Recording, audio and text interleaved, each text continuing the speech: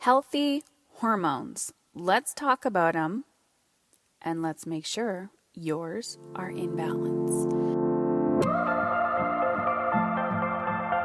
Calling all ambitious women who are ready to rock the rest of 2019 and 2020.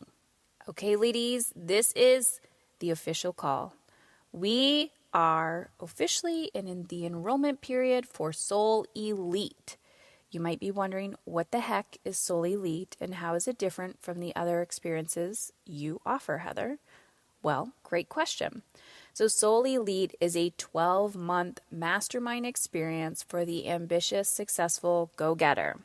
You are craving community, you are craving connection, you are craving sustainability and impact. You want to get to a place in your life where there's just something deep inside of your soul that wants to be expressed. And you also want to surround yourself with like-minded women who are on the same level. So these are the CEOs, these are the executive women, these are the entrepreneurs, these are the ones who have already seen traditional success in their life, but they're just looking for that deeper connection. It involves retreats. It involves one-on-one coaching with me. We also have a team of game-changing other professionals and coaches who will be connecting with us in the next 12 months. Plus, you're walking through this experience with other like-minded women who are ready to pull back the curtains, show you how they got successful, share their amazing resources with you, and get vulnerable. So, this is an elite group of ladies, hence the reason why it's called Soul Elite. And I am so excited. We already have about 6 people inside. It's also an intimate group. And I'm just really excited to learn and connect with more of you. So head on over to heatherchauvin.com/Soul Elite. All you have to do is fill out the application, and then I will personally read it and be in touch. If I don't think you're a good fit, that's okay.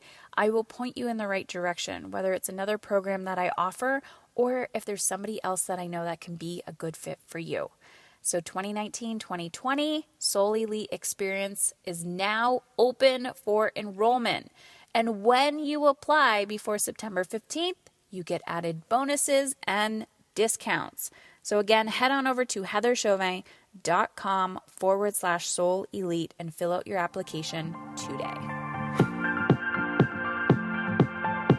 Okay, ladies, I'm back, and today I am doing an interview, or I'm presenting an interview with 2 amazing women, and I'm going to give you some information in the intro, and I want you to pay attention and listen to today's podcast because I think it's really, really important for all of us to understand the impact of imbalanced hormones. So Dr. Alex and Megan are the founders of the 4-Phase Cycle podcast and their business, which is called Zesty Ginger. Alex and I and Megan are in a mastermind together. So we collaborated and connected in a business group together. And I just fell in love with them instantly. And what I really enjoy is that Dr. Alex, they're a duo of an MD and a functional diagnostic nutrition practitioner. So Dr. Alex is an MD. I think she's an anesthesiologist. And Megan is just this rock star guru. And these people, them together are a perfect combination. They've not obviously, but they've had their own personal health crisis, which they'll get into in our interview today. But what I really love is these 2 women coming together with a passion and dedication to help other women understand hormone health. So with my own personal journey going through cancer and chemo, that really fucks up your hormones.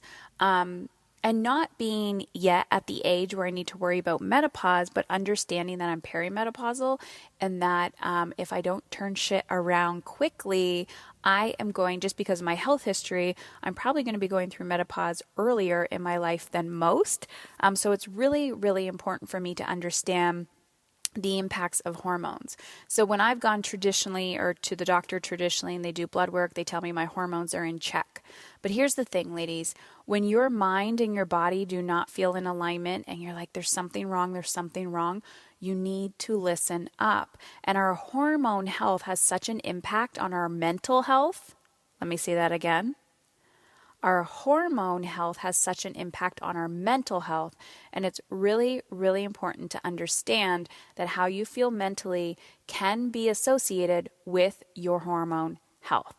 So taking everything that I say and everything that these ladies say as information and research so that you can bring it back to your physician and do your own research and understand that you have the ability to take back control of your health while feeling empowered, while feeling educated, and maybe making some unconventional decisions. Another thing is Megan and Dr. Alex have I believe it's a 4-part training series that you can check out where you just fill out your name and your email. It's 100% free, where they're going to educate you a little bit more about your 4 phases of your hormone health. And I believe they have a program coming up as well. So you can check that out. It's for free, the 4-phase blueprint, at my name, Heather Chauvin, CHAUVIN.com/hormones. So heatherchauvin.com/hormones. That will bring you to their 4-part training series. All right, ladies, I'm so excited to dive in. Let's listen to today's podcast. Welcome, Megan and Dr. Alex. Nice to meet you, ladies. Nice to meet you. Thanks for having us. Yeah, thank you for having us. And I know we'll be hanging out more in the future. So it's like we're starting our relationship together. So I'm excited to get to know you and to dive into this topic because I think it's really, really important. One, before I hit record, I was talking to Megan about my own personal journey with having cancer 5 years ago, and really that just being the only opportunity I've had in my entire life for me to pay attention to my hormone, like to even know what hormones are. And I think it's ridiculous that as a 30-something-year-old woman, I am just starting to understand this concept, and I've been having a period since I was a little girl. So let's dive in. I want to understand, you're talking about the female superpowers. So the women listening to you, we want to do it all. We're ambitious. We're go-getters. Oh, I'm so tired. I'm so exhausted. I don't have time. And I call bullshit on all of that. But let's dive a little bit deeper into how did you guys get to where you are today, and why are you even talking about hormones? All right. Yeah, we have had multiple, each have our own stories of how we got into this. They're very, very similar. I had a pretty healthy childhood, and then when I went to college, everything just kind of went completely off the rails. I started having chronic pelvic pain, and then that kind of snowballed into generalized pain. And I knew I had endometriosis, and I went from doctor to doctor to doctor. I probably went to 15 doctors. They all were like, you're young, you're healthy, your labs are fine. Here's some birth control. I'll send you on your way.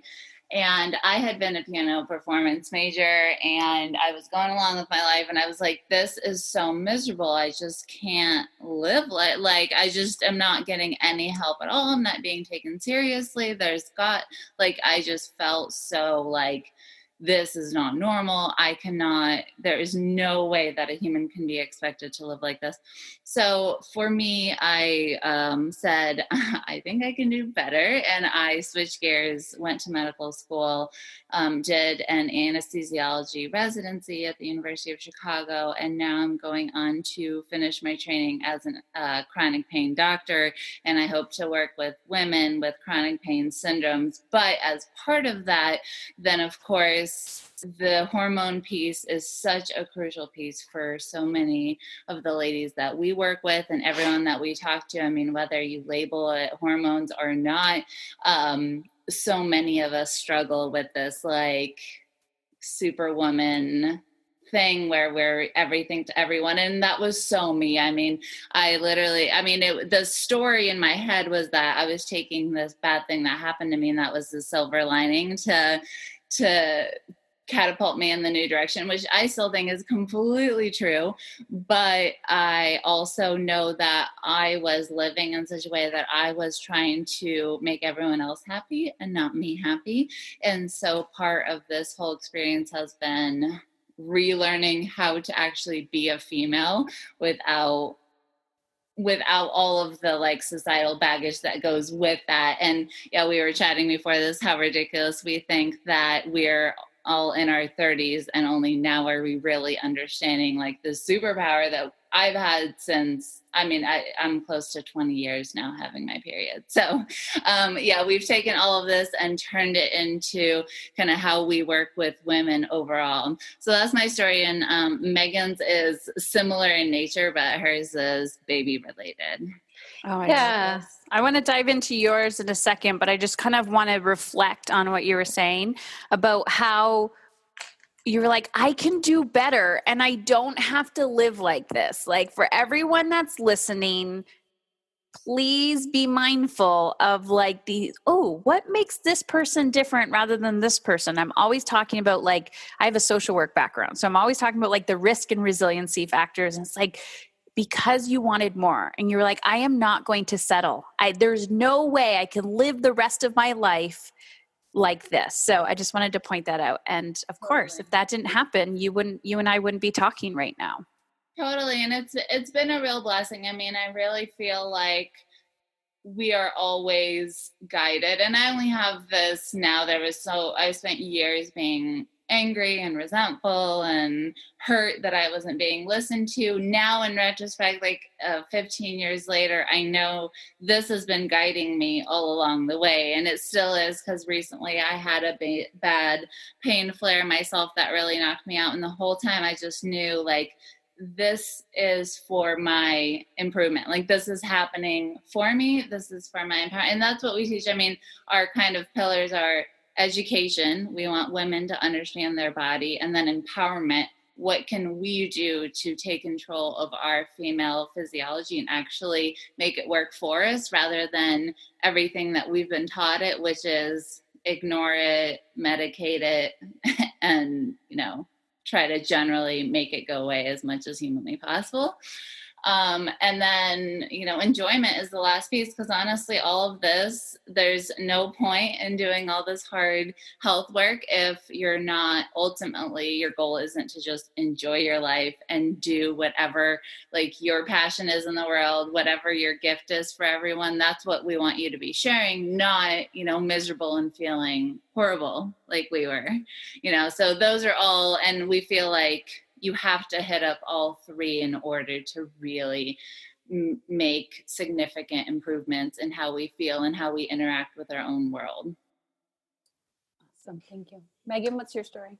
Yes. So I, like Alex, was headed, well, I wasn't headed. I was in a very different career path. I was working as a mechanical engineer for 10 years and then children. So my first pregnancy and child, and as Heather, I've heard you mention, is if you think you have everything together, that once you have a child, it kind of blows your world apart and you head in a very different direction. So after I had my first child, I fell off what I like to call the hormone cliff.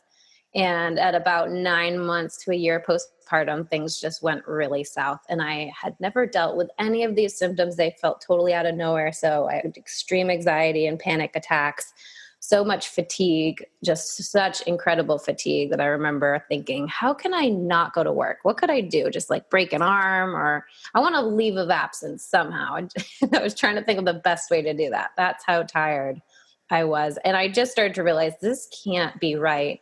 But as Alex also experienced, going to my doctor and getting the conventional lab work, I was not overweight. There was nothing off in my blood work. And I was just kind of sent along as everything's fine. This is what it's like to have young children.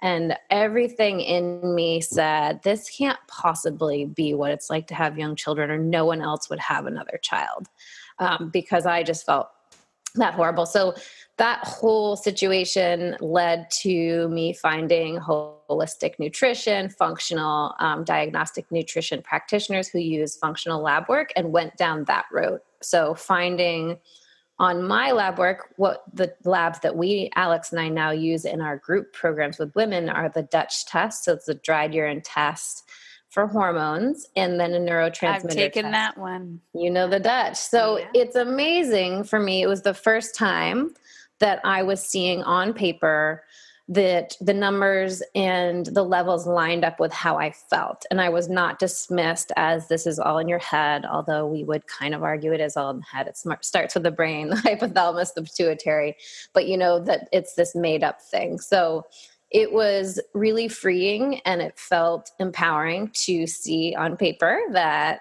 okay, there is an actual imbalance here and I can start to work on it. So after that, I was hooked, and I was on a mission to not have women experience what I had in postpartum. And then I have a second child, and I got to experience having one child pre-understanding of my hormone health and a second child after. And I had already balanced my hormones before I got pregnant with my second child. And it was just night and day. The pregnancy was night and day. It was so much better.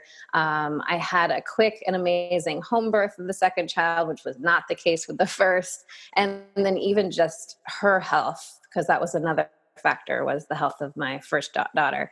So we just want to share this with everybody who's either thinking about a baby someday or has one, or, is recovering from all that hormone cliff.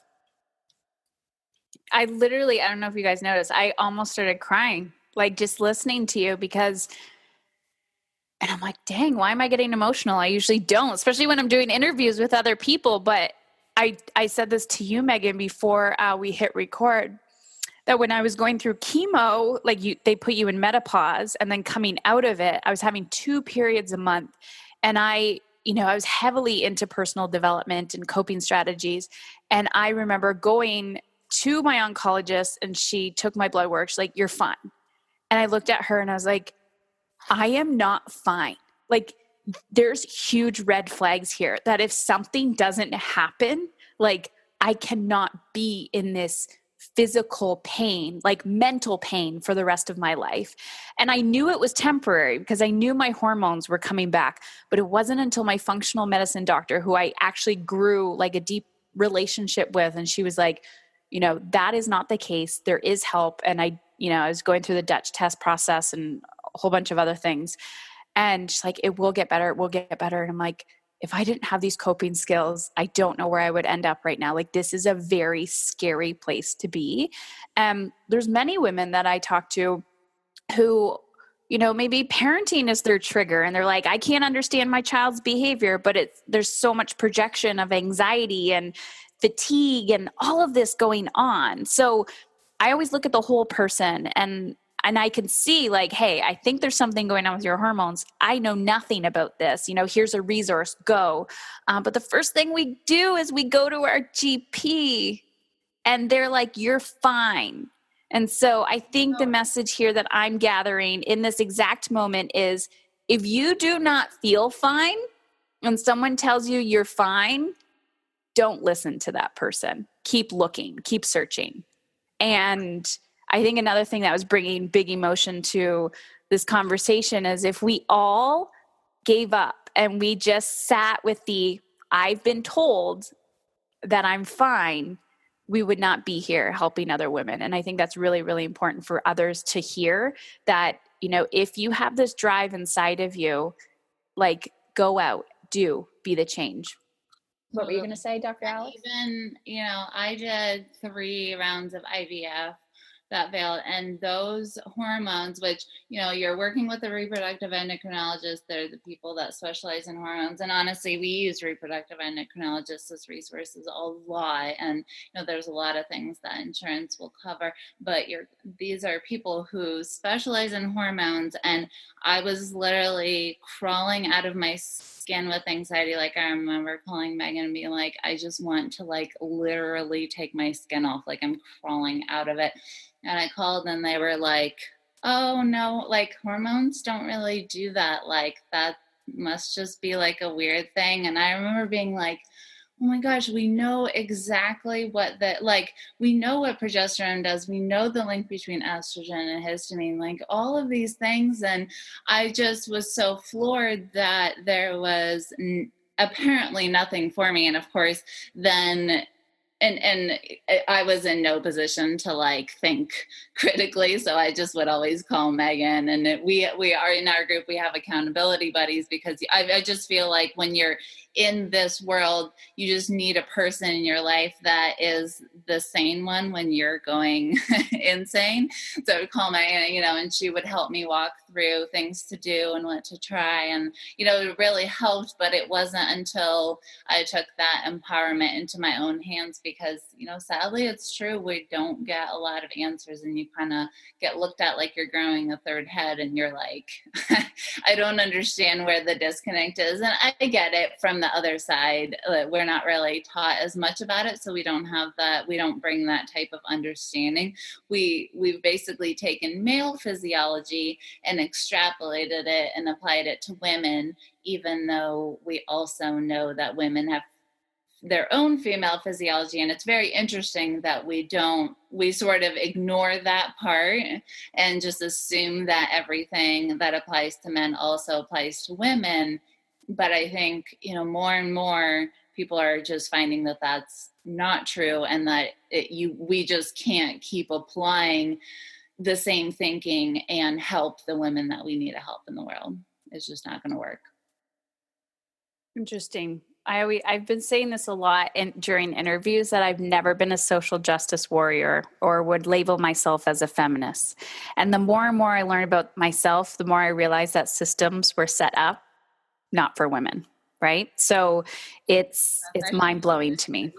Because I feel the exact same way. I've never been, and just more and more recently, as we've learned into, both our husbands have come up with like patriarchy jokes, which is just so funny that like we're almost set up to, it's like if you stand for all this female stuff, it's like somehow you're standing up to patriarchy. And we're like, that's not at all what we're saying. We're not saying like replace men, ignore men, that their physiology doesn't matter. We're just saying like, hey, there's actually more to the story. Like, yeah, we have the 24-hour rhythm that men have, but we also have another one that is a month-long one. And, you know, what a novel idea to actually pay attention to it and use it to our advantage, rather than what we actually hear, which, take notice if you're like flipping through a magazine or watching TV and you come across a tampon commercial or a pad commercial. It is always like a woman in a suit, like doing a meeting, and then like they're playing tennis and they're biking, and it's all, the message is really, if you wear tampons, take Midol, and like look at the occasional PMS meme, you can, you know, sort of reliably ignore the whole fact that you're having a period, and you just kind of move on with your day. Never mind that, you know, there's differences in how our mind works and our immune system, like all of these different things that are happening that actually are working for us. We're just sort of like taught to obliviously go through it all. And the more we can disconnect, supposedly, the better off we'll be. Of course, we haven't found that to be true. Oh my gosh, I love this. And I've been doing, I actually haven't been doing a lot of research on this stuff, but I attract a lot of ambitious women, right? And so when we're push, oh, I'm such a failure. I'm so lazy. And that's not the case. So I'm curious if we could dive into a little bit of like the 4 phases, just to give people like, oh, I didn't know there was 4 phases to Is it menstruation? Is it the cycle? I don't know what it is. I don't even know the perfect terminology. So just like a little intro to that.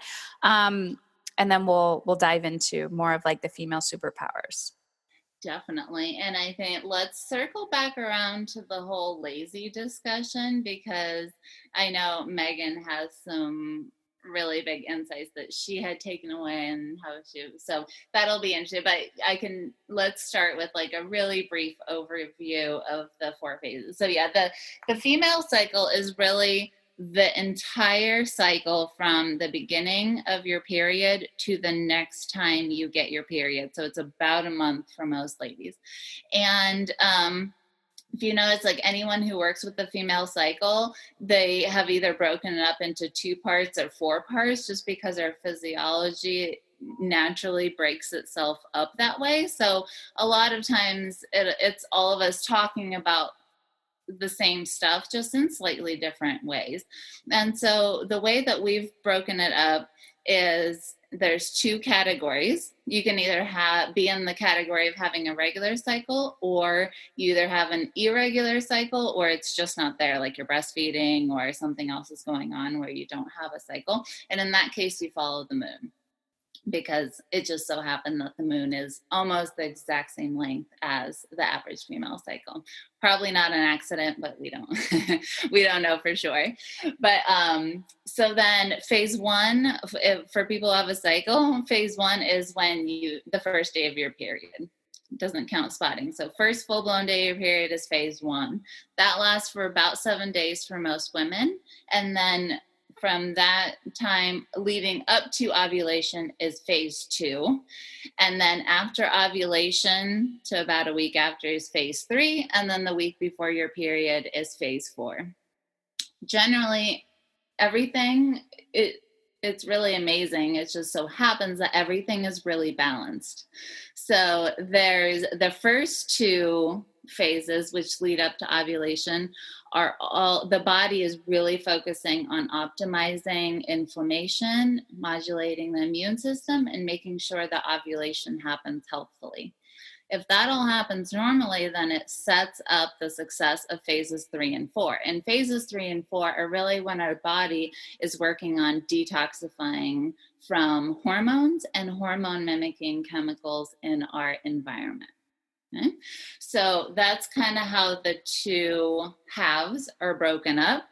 And we always talk about going on the upward spiral. So as we optimize each phase, then it sets us up for the success of the next one and the one after that. And then you kind of get on this upward spiral, or cycle after cycle, things are improving.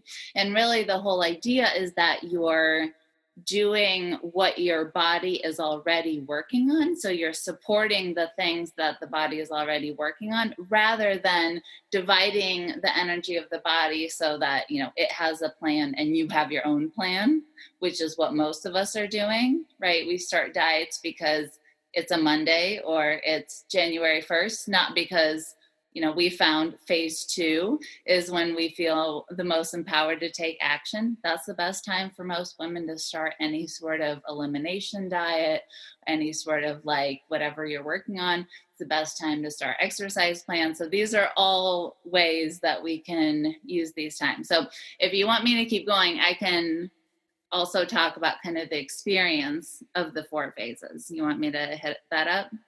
Sure. Yeah, so the other way that this is balanced, besides the inflammation half and the detoxification half, is that phase 1 is a very quiet, introspective phase, which is, you've probably seen a lot of memes of like, I got my period, so I want to sit on the couch, wear sweatpants, eat Oreos, and watch TV. Your body is actually giving you cues to slow down. So this thing that we all kind of make fun of is an actual physiologic drive to sort of slow it down. Having your period is kind of expensive in terms of energy expenditure for the body.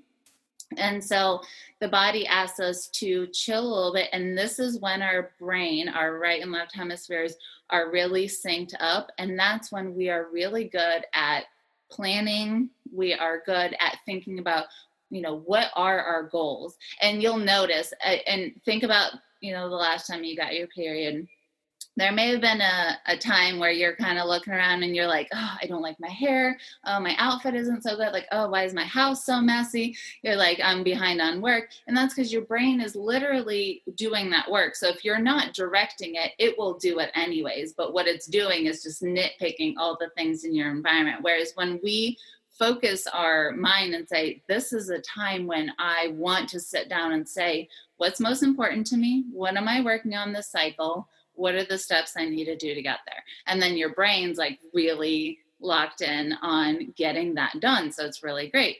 So that's kind of turning it from a problem to the superpower bit. So phase 1 is kind of planning. Phase 2 is an action-oriented time. So that's when our hormones are rising, we're getting ready to ovulate, people feel energetic, they feel driven. And so when we have that really clear plan that we made in phase 2 or phase 1, then in phase 2, we get going out of the gate and we're ready to take action. So that's a great time to start stuff. And then phase 3, after you ovulate, phase 3 starts, and that is a great time for continuing things. So if you've started a new exercise regimen or a new way of eating or whatever it is, that's when it's a really good time to like, what do I need to do today to set up my success for the following week? Like, we're really great at communicating, we're really great at problem solving, we're really great at taking those actions that keep driving our goals forward.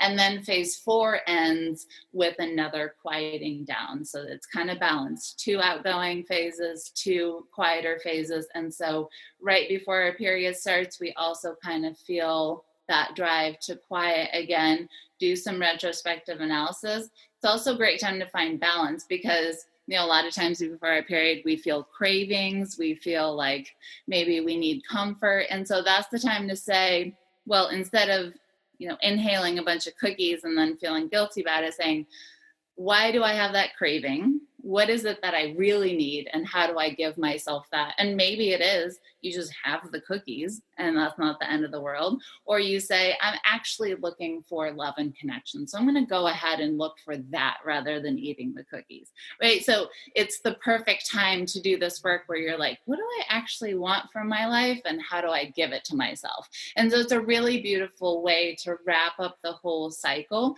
before you start the next one with new plans, new goals, and, new visions for your life. So that's kind of the deal. Love it. Yeah. Megan, did you have something to add about the lazy piece or what you were going to say? Well, actually, I have a thought to add about the community piece that Alex talked about earlier and how in general, so she said she leans on me, when she's not thinking straight. And I recently polled our audience on Instagram. I said, okay, it was a full moon. And I said, okay, who has their period during the full moon or who's on the opposite cycle. So we have usually either full moon ovulators or new moon ovulators. And a lot of people have no idea, but when you start to pay attention, if you have any kind of app, then you can, open up your app and look. In the standard, supposedly, I think we've kind of, because of artificial light and just our environment now, a lot of women aren't synced up at all with the moon, but majority of people used to be full moon ovulators. So when I polled our audience, it was about exactly half and half, which I found really fascinating because the new moon ovulators were considered the healers. So the idea being, while half of the women are in a place where they're not thinking clearly, the other half is in the perfect place to do the opposite and help them. And I thought, how amazing, our whole community here, because our online community is a really powerful, amazing group of women who all support each other. And it's like, we're perfectly split half and half. So now we can grab an accountability buddy that's on the other side of it. And then hopefully you don't sync up, because that happens too. Alex and I all of a sudden over the phone are completely synced. But I just found that really interesting with our general community. That brings up the point to me about collaboration and that, like you were saying, we need community. I always say we need a village, right? Like going back to the whole, it takes a village to raise a child. And I've really been honoring that lately, especially in my business model, trying to bring in people that can support my clients in a bigger capacity than I could ever, but also getting the community to depend on each other and get the support with each other. Because, I don't know about you guys, but I hear a lot from women, like they're afraid of female partnership and relationships, like friends. And it's like, we got a lot of wounds that we need to heal, because like, guys, the value that you can get from one another is so magical and priceless that you could never put an investment on that. But when you are surrounded with women who are like, let's all lift each other as we rise. Like, what do you need? How can I be of service to you? And kind of like you were saying, Megan, where, it's like the opposites, right? Like, okay, I'll help you. And then when I'm on my period, you can help me and we'll help each other. Absolutely. That's something I also shifted my perspective a lot, baby one to baby two. So by the time I had the second one, I was like, I am open to any and all of what you all are offering, any help you want to bring, I would just take it. And I think a lot of time as women, maybe I'll just speak for myself, but, I just have this checklist in my head of like, oh, I can't take more than I'm giving because that's not right. And I told myself, I am going to take and take and take because I need it right now. I'm going to fully fuel myself. I'm going to do everything for me. And then when my daughter, got to an age, I don't remember exactly, maybe 6 months, but when I started to feel like really good, I had a lot of energy, things were under control, then I reached back out to all the moms at the school, all the people I knew. And I was just like, okay, I'm here. Who needs help now? Like, I'm going to give back now. It wasn't a 1-for-1 in that moment. It wasn't 1-for-1 in that year. It was, later in life, I was like, okay, I'm ready to energetically and physically to support anybody. And that's how I worked around that in my head. I think it would be great if we could just get rid of that feeling altogether that we have to give and take the exact amount. But that set me up to be able to receive at that time. It's so key. I remember one of the big lessons I learned, my husband and I talked about this too, is of course, when you get diagnosed with cancer, that's I don't want to say socially acceptable, but there is this like built-in like community around it. And I was just having this conversation with someone about like, they don't do that when you're going through like mental illness or depression or something. It's like, oh, what's wrong with them? And that's a whole nother conversation. But I remember people bringing things to the house and just, I had to surrender because I was so sick. So I'm like, okay, like I have to receive this. And it wasn't the act of the food or the money. It was like, I was overwhelmed with the love and support. And I believe that we all have that, all have access to that, but we push it away or we block it. Like, no. Cause then I'm less of a woman if I, have somebody pick up my child from school. I'm less of a woman or a mother if I don't make every meal or if I'm not home 24 hours a day. And it's self-awareness. Like we have to have these conversations. We're butting up against like epigenetics here. Like, so we have to be mindful of this. So what have you guys noticed in your community? Of course, hormones is one, right? Like people might come to you with like a hormone imbalance of sorts. But what are you noticing emotionally that women are really feeling challenged with that are maybe related to the hormone issue? Oh my gosh, there's actually a ton of different things that we see, and a resource that we shared with you recently was the tapping course, the EFT that we had done, because for each phase there seems to be different stumbling blocks. But before I get into that, I just wanted to sort of like bring in what we see with the accountability stuff. So I think the biggest transformation that we see our women go through is that they come to us and the discussion is usually, I feel like a freak amongst a bunch of normal people, which I think Megan and I very much felt that same way, which is why when we have that conversation, it's like such a big relief for people because we generally look around and we see everyone's highlight reels on social media. And then we look around, we're like, well, that person's, can drink that venti vanilla latte and have like a muffin for breakfast and they seem fine. And I can barely get out of bed in the morning. I feel like absolute garbage. I'm tearful all day. I feel overwhelmed completely all the time. And life generally just feels really insanely hard. And I'm here isolated, struggling on my own. And that's generally where people are when they come to us. And so a lot of times we almost feel like we need to teach people not only how to receive, but how to build relationships with other like-minded women. And I think we have to go from learning like they're coming to us as experts, waiting for us to figure out everything, because that's kind of how we go to the doctor, right? We're kind of like, we show up, they give us a thing, and then we say, I'm going to do it, and you leave. Whereas like, we never want anyone to become dependent on us. Like, we teach women how to read their own Dutch results. Not, we give them their results, we explain everything, we make a video for them how to do it, but it still doesn't replace them knowing how we got to that decision, why that means their food has to change, or why their supplements are. We want them to step into that role where they are their own best health advocate and health detective and in control of their own experience.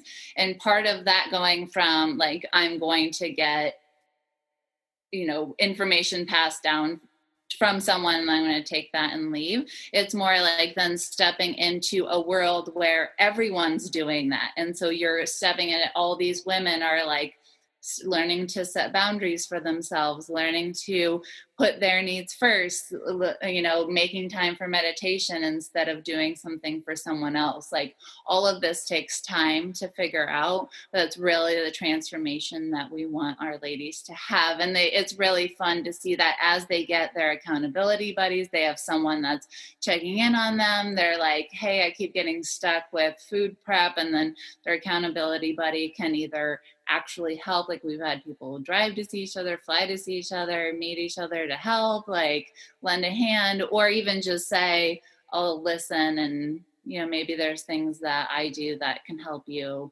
and I'll give you those suggestions. So that a lot of times is the story that we hear. But really, for phase one, a lot of times it's overwhelmed because your brain's doing the thing where it's nitpicking at everything because you haven't given it directions on what to focus on.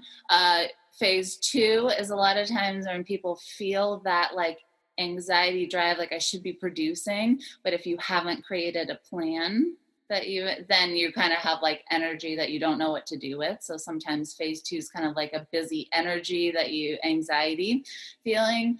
A lot of times phase three is our brain wants to communicate. And so all those difficult conversations that we want to have, the boundaries we want to set, anytime we don't do that, then we're not really aligning with our authentic self, and that feels uncomfortable. So that's a lot of times phase three is that like, I'm not quite in alignment, and that hurts. And then phase four is a lot of craving. We want love and compassion is what we're really looking for. But a lot of times what we do is use that to beat ourselves up, right? I'm having a craving, therefore I must be bad because I haven't stuck to my diets in the past, and blah, blah, blah. It goes on and on. So usually those are the problems we see in each of the phases, but the root cause is this isolation, disempowerment, in our opinion, is kind of the main problem at the root cause of everything. Yeah. And to unlearn disempowerment, when you kind of have felt like that for a very, very long time, you're relearning a lot of how you think, how you feel, the systems and identity too, right? Like, who are you if people don't need you? Who are you? Part of what I had to unlearn was like, I'm a recovering rescuer, right? So who am I if I'm not rescuing people? And a lot of us are high functioning women because we grew up being good girls who learned that school, doing well in school and getting things accomplished gets you love, accolades, approval. And then for a lot of us, it became almost an addiction where we want to do stuff because then we can't give ourselves the self-love. So we're looking for it outside and we keep running around in circles doing stuff to get it. A lot of times I'm just realizing how much my own, like all the commotion that I was doing was really just me not having any love for myself. And that, So true. Yeah. Giving it to yourself first is so counterintuitive.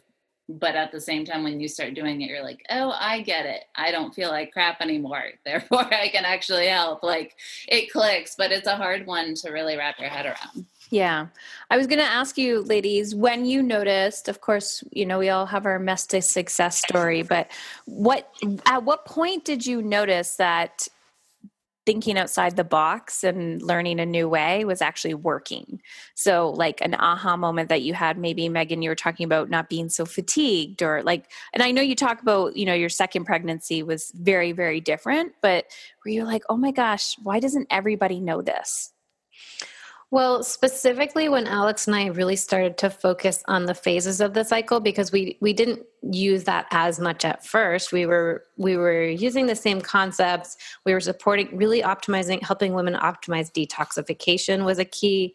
And these things were working really well. But then we started to notice, especially in my own health and my own life, because I'm my own guinea pig all the time. So I'm always doing what I'm suggesting first and trying it. And there was a few things that I started to notice. One was with caffeine and sugar, for example.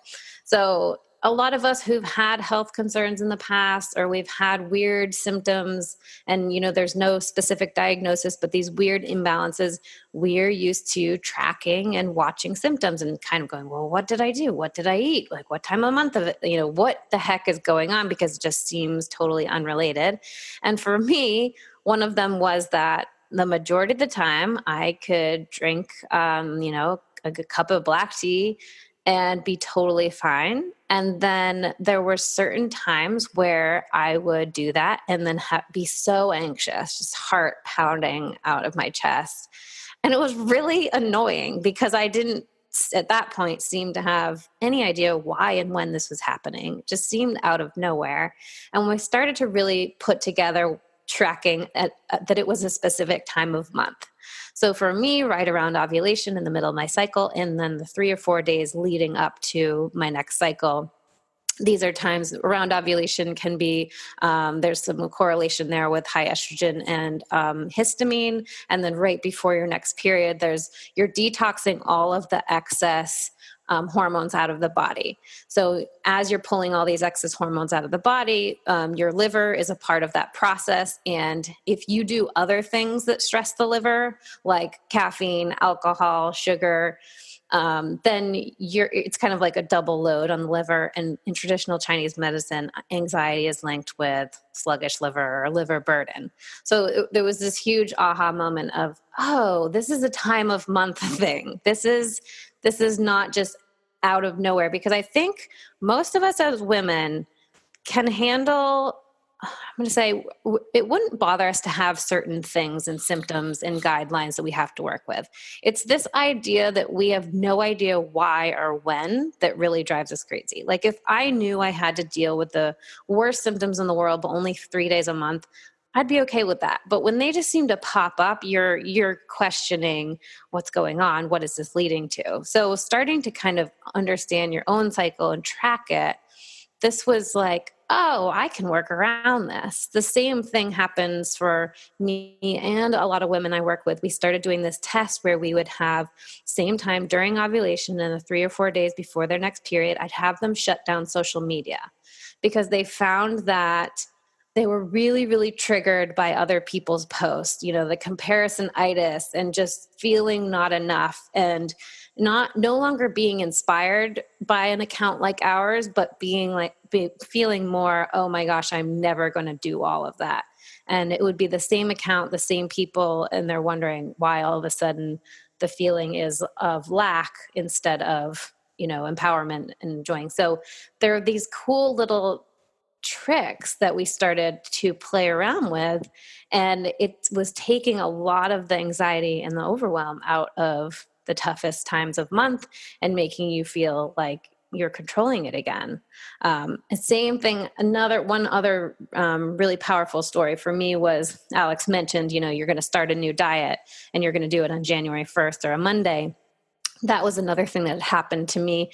I was supporting my husband who had wanted to go on the keto diet. I was supporting him by doing it with him. First time through, it went great. I didn't pay attention to when we started, but when I went back and looked, it was at the perfect time, in that second week, and everything went well. And then, 6 months later, when he wanted to go do it again, I was like, oh, really? But I was like, okay, I'll support you. We'll cook it together. It'll be easier. And again, didn't pay attention to the time of the month, but it was the last week of my cycle. And I really was questioning. I'm like, how in the world is this so hard? I felt like I had no willpower. I felt like just such a failure that I couldn't follow this basic thing that I had done before, and started to piece together like, oh, this is definitely correlating with time of month. And it's not about me. It's not about me as a failure. So I think just knowing these basics can really help you decide when you're going to make these kind of changes and not go down this downward spiral of, I'll never be able to follow anything. Okay, I'm convinced. I will now start tracking. I have tried so many times. I start and then I stop. I start and then I stop. And it's like you have to hear things a million times in order to get it. I wasn't sold on it. Not that I wasn't sold, but I was like, oh, this is woo-woo, this moon cycles, whatever. And then I interviewed Kate Northrup and I was like, okay, I'm getting closer. And then now you guys just solidified it. But then now I'm like, well, where am I in my cycle right now? So I'm like, oh, I got to wait until I start again. Well, so one other thing that this cycle does for us, Heather, because, if you go to our Instagram, we're zesty_ginger, but in general, our Instagram is filled with like daily tips, right? All sorts of things you can do, which is fabulous. These are free tools, easy tools, at-home tools, elixirs, and things like dry skin brushing, like some small, simple things people can add in. But at the same time, there's so many choices that becomes overwhelming. You're like, now someone's really fatigued. They're coming to us with hormonal issues, adrenal issues, burnout. And you're asking me to do what? Like, you want me to add in 5 new tools and drink these elixirs and track my blood sugar? So what we're doing is we're using the person's cycle as a reminder. So a lot of the apps will say, oh, Megan, you are now ovulating, or you're in this phase. And it's a way of saying, okay, in this phase, we'll go to our chart and we'll say, here's the 5 things that are great for this phase. I'm going to pick one thing. Here's my one elixir for this phase. I'm just going to go do that. And you let it go. And then you wait for the next phase and you're adding in one new tool. So there's one new tool thing, doing it very slowly, consistently over time. Each month gets a little bit better and a little bit better. We're helping women change their physiology first, so to get them a little bit more energy, so that then later they can do the deeper work. Because a lot of them, it's deeper emotional work, trauma work, or it's deeper health concerns, maybe they have a gut infection or, something a little bit more complex. But those things take you having a reserve and you having the ability to deal with that. So it's this, we're kind of starting them slow, and they're very small things that when doing at that perfect time of the month, there's not much resistance, because they're like, oh, I can handle this. I can handle this one thing. Exactly. So then you're looking, you've broken it down. You're not like, okay, there's 100 things you can do, because that's the last thing we need to do. And I really like how you just said, do that one thing consistently, because I've been talking about that a lot, like micro actions. So I feel like we could talk all day about this, and I guarantee you I'm going to have you guys back on the show because I'll be experimenting a lot with my hormones and the cycle.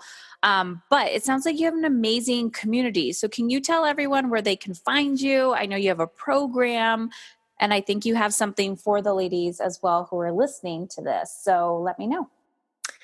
Absolutely. So our most active online community is Instagram. So that's SD_Ginger. But we have two programs that walk women through their cycle step by step. One is a 28-day program that's called the PMS Project. And that's where we're teaching them, here are the elixirs for each week of your cycle. Here are the snack recipes for that week. Here are some mantras, some meditations. Alex created some tapping videos. So you're optimizing that. And we're really looking at, okay, this half of the cycle is we're optimizing inflammation. The second half, we're optimizing detoxification. So we're doing small steps each week to work on that.